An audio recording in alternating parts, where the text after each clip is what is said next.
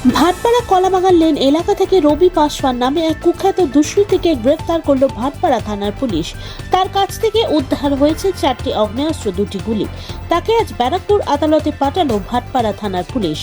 পশ্চিমবঙ্গে বিধানসভা ভোটের প্রাক্কালে কোথা থেকে এত অস্ত্র আসছে তা তদন্ত শুরু করেছে ব্যারাকপুর পুলিশ কমিশনারেটের অন্তর্গত ভাটপাড়া থানার পুলিশ। দেখুন ভাটপাড়া থেকে সতীনাথ ভট্টাচার্যের বিস্তারিত রিপোর্ট।